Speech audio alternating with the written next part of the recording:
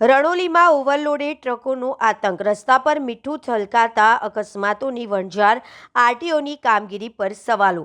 વડોદરા જિલ્લાના રણોલી વિસ્તારમાં જીએસીએલ પ્લાન્ટ તરફ જતા રસ્તા પર ઓવરલોડેડ મીઠાના ટ્રકો હવે જાહેર સુરક્ષા માટે ગંભીર ખતરો બની રહ્યા છે। ટ્રકોમાંથી સતત છલકાતા મીઠાના કારણે રસ્તા લપસણા બની જતા બે વ્હીલર ચાલકો લપસી પડવાના બનાવો બની રહ્યા છે।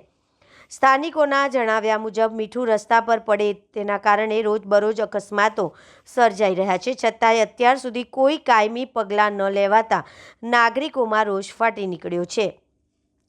સૌથી ચોંકાવનારી બાબત તો એ છે કે આરટીઓ દ્વારા ચેકિંગ થાય ત્યારે આ ઓવરલોડેડ ટ્રકો અચાનક ગાયબ થઈ જાય છે, ત્યારે સામાન્ય દિવસોમાં જ આ વાહનો ધડાધડ દોડતા જોવા મળે છે, જેના કારણે આરટીઓ કંપની અને ટ્રાન્સપોર્ટેશન વચ્ચે ગોઠવણીની શંકા ઉઠી રહી છે।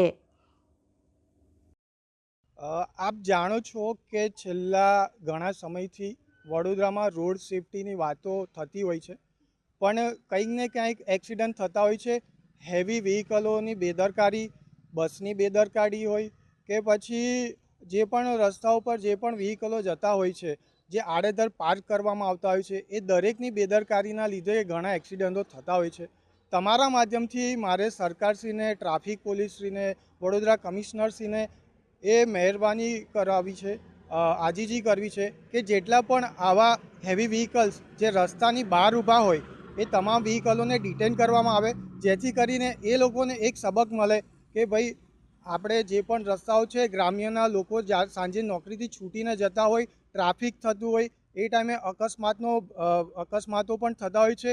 તમે જીએસએફસીની સામે જો 5 વાગે જીએસએફસી જ્યારે છૂટતી હોય છે ત્યારે પણ એટલું ટ્રાફિક થતું હોય છે। નંદેશ્રી, રણોલી, સાકરદા જેવી મોટી મોટી જીઆઈડીએસોમાંથી માણસો જ્યારે જતા હોય છે, જ્યારે 5 થી 6નો એમનો જે ટાઈમ હોય છે, ત્યારે ટ્રાફિક એટલું થાય છે કે અકસ્માત થવાનો ડર રહે છે અને પૂરતા પ્રમાણમાં ત્યાં ટ્રાફિક પોલીસ પણ હાજર નથી હોતી, કેમ કે લોકો રોંગ સાઈડ આવતા હોય છે। એટલે મારા તમારા માધ્યમથી એટલું જ કહેવું છે કે તમે જેટલા પણ વ્હીકલો જે હેવી છે, જે કંપનીઓની બહાર ઊભા હોય છે, જે કંપનીની પ્રેમાઇસીસમાં નથી હોતા, જે હાઈવેની પ્રેમાઇસીસમાં હોય છે, એ તમામને ડિટેન કરવામાં આવે।